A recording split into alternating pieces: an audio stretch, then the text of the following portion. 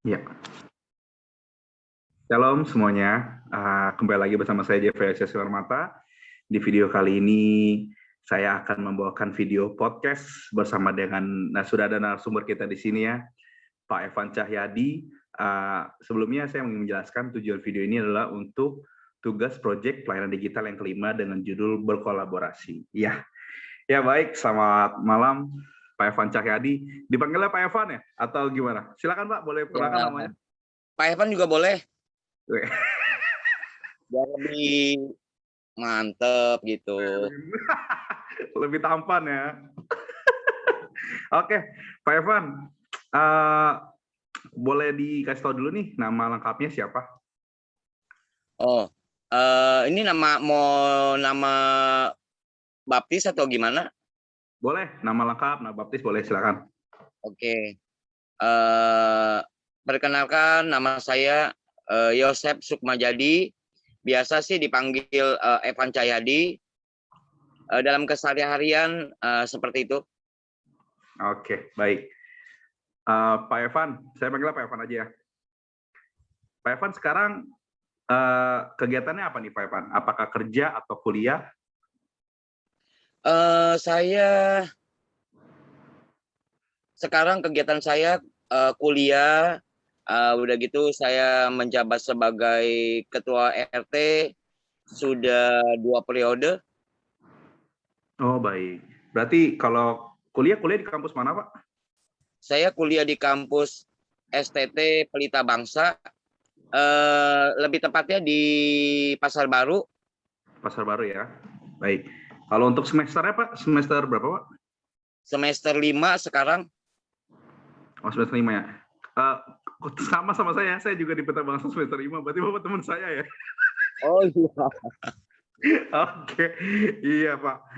Oke, sebelumnya saya terima kasih kepada Pak Eva sudah mau datang ke YouTube saya melalui via Zoom ya Pak. Terima kasih banyak sebelum waktunya di ngobrol-ngobrol santai ini. Saya ingin membahas banyak soal tentang panggilan hidup seorang Pak Yosep, dia bisa menjadi seorang hamba Tuhan. Maksudnya iya seorang hamba Tuhan dan ikut masuk ke dalam kuliah teologi ya. Jadi saya mau nanya nih Pak Yosep, kalau ini agak sedikit privasi sih Pak. Kalau boleh tahu umur Bapak sekarang berapa? Saya umur saya 49. 49 tahun ya Pak ya? Iya. Masih muda lah itu Pak ya.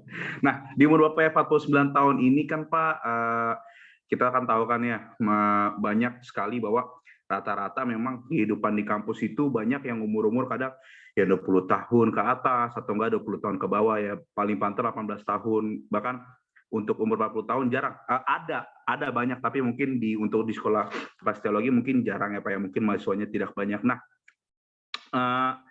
dengan keadaan atau kondisi yang sekarang di umur 43 ini dan Bapak mengikuti kuliah, kesannya itu mungkin malu kah atau mungkin merasa terbeban karena teman-teman yang lebih muda kah dan sebagainya di umur Bapak yang 42 ini dan baru Bapak menjajaki kuliah S1 teologi. Gimana Pak menurut pendapat Bapak? Terus terang aja ya, ketika saya menginjakkan kaki di kampus STT Pelita Bangsa, pada dasarnya memang saya seorang pendiam. Jadi mungkin lagi itu saya merasa, aduh, bagaimana cara saya untuk melakukan komunikasi dengan saudara-saudara saya yang umurnya jauh dari saya. Rupanya Tuhan memberikan saya jalan.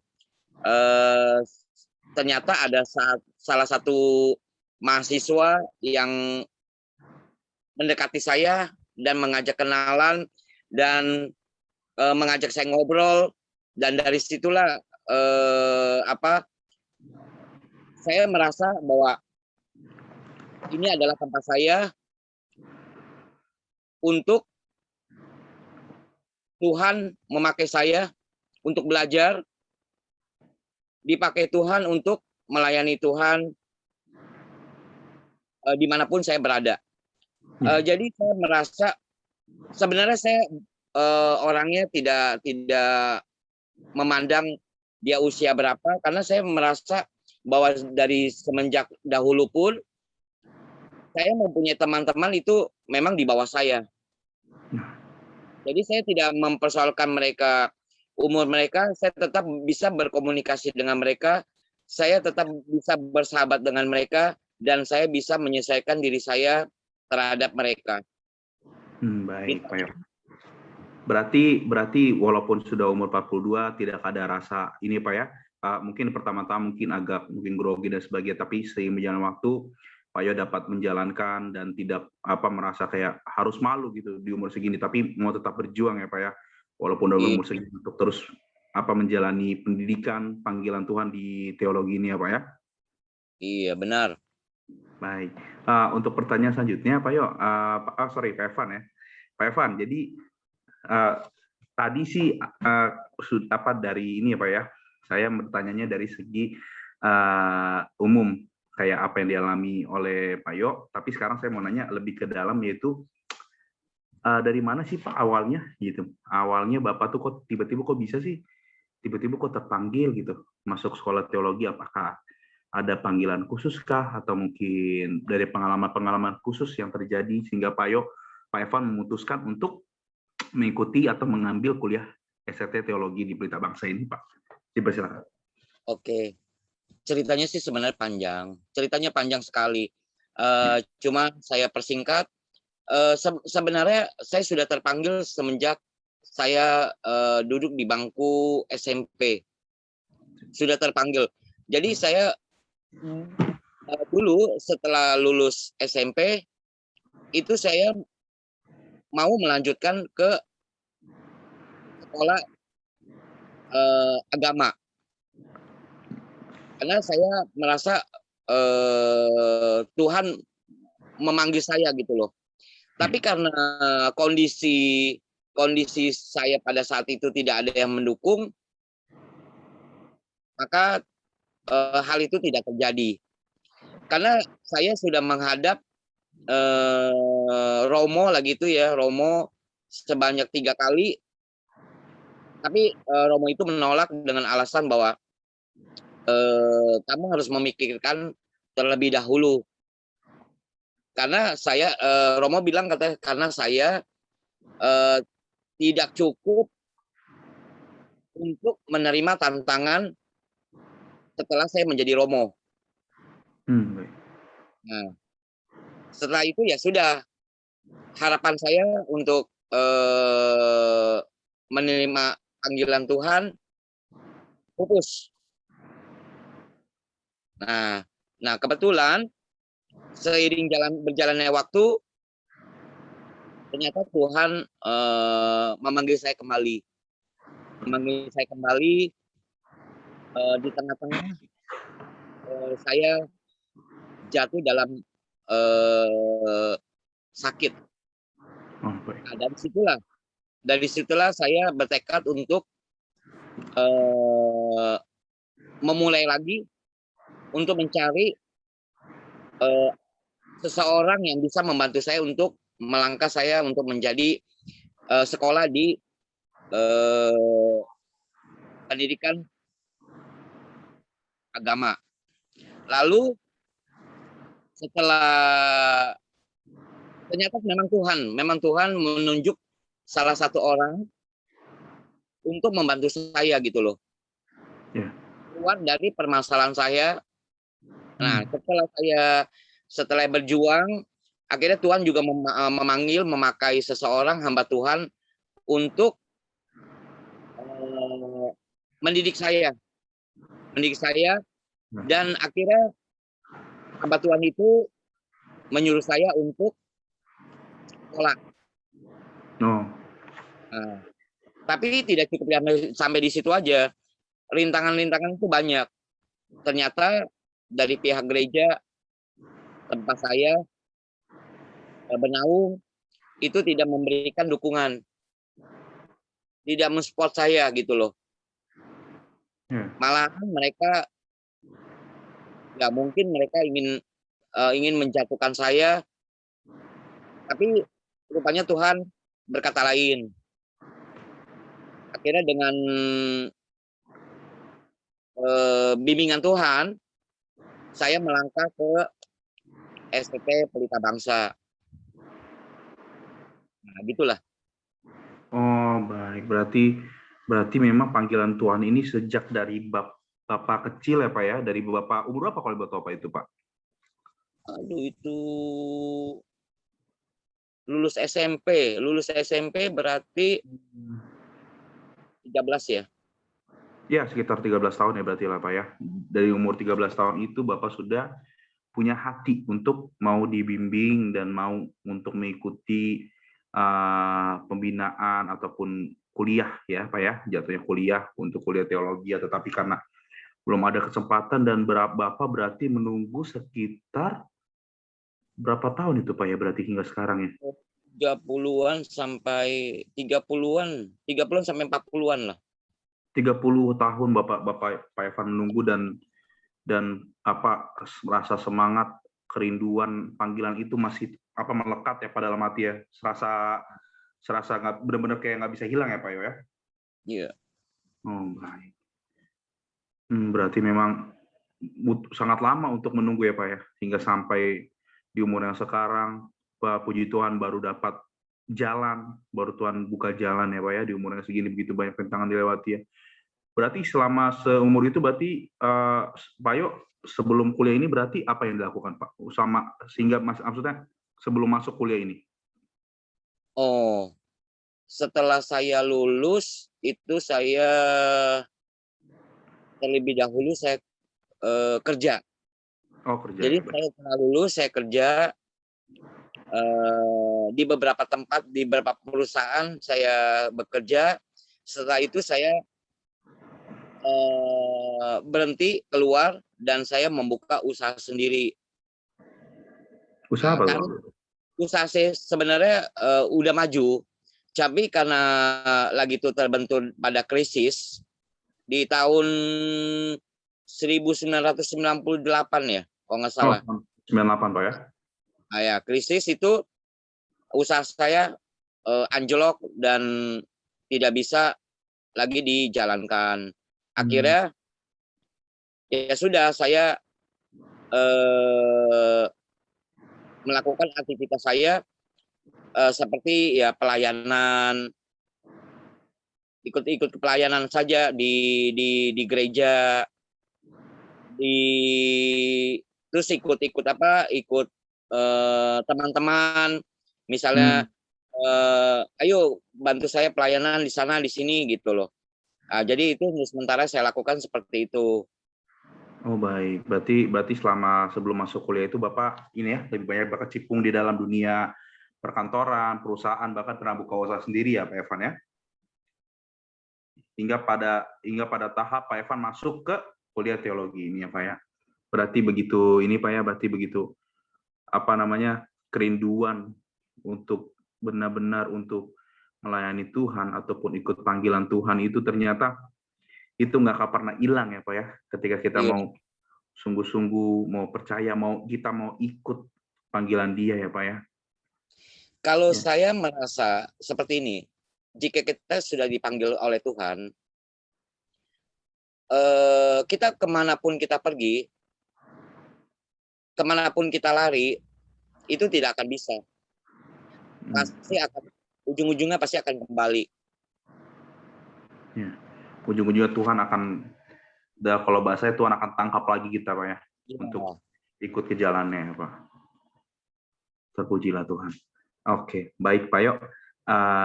Dari pembahasan tadi tentang panggilan hidup ya Pak ya, pasti begitu banyak ya Pak, apa segala rintangan yang sudah Pak Evan lewati, dari mungkin pergumulan-pergumulan lain.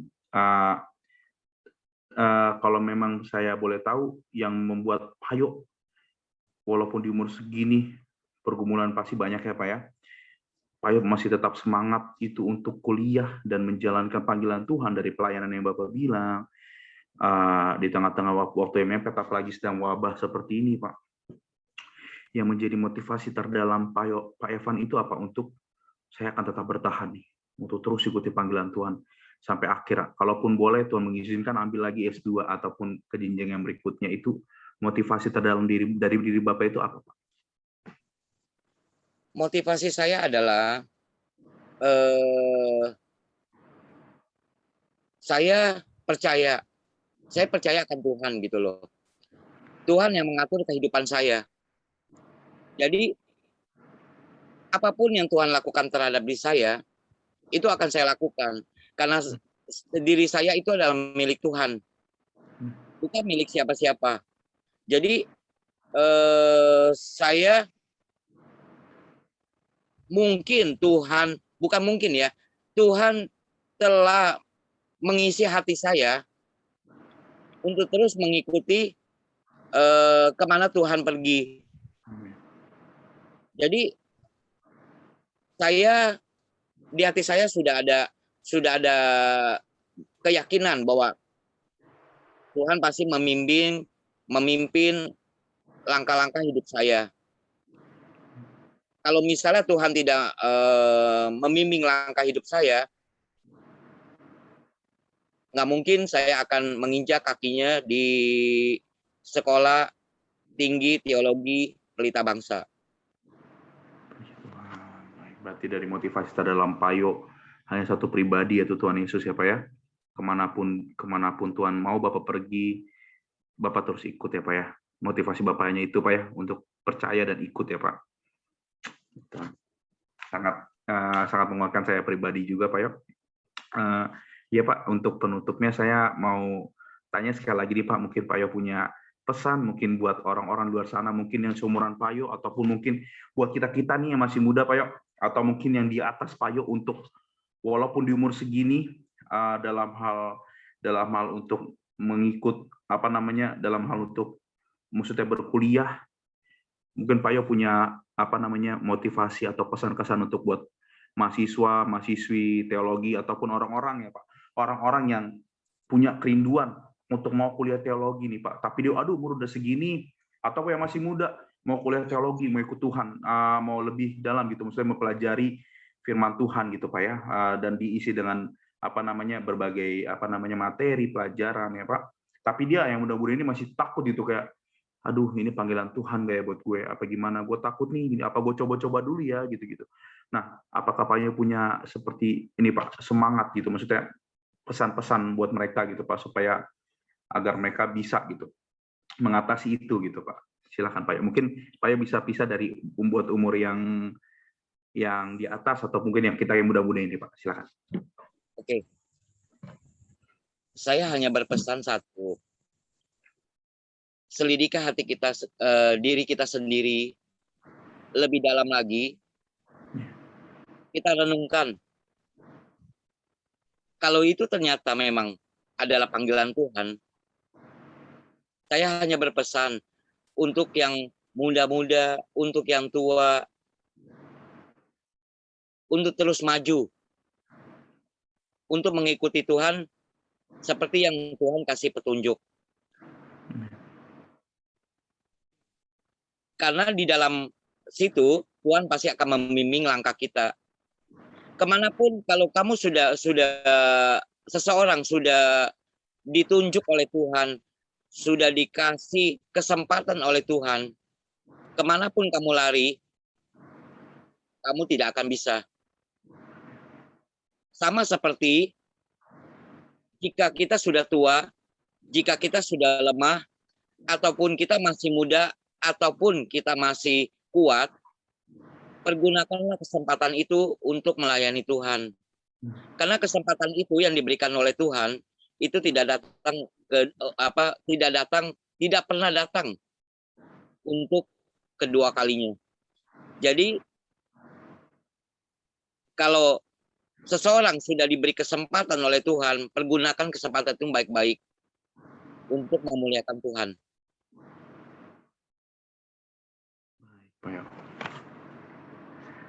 Berarti memang ya Pak ya, Tuhan memilih kita untuk menjadi hambanya, untuk anaknya itu tidak melihat umur, latar belakang kita ya Pak ya.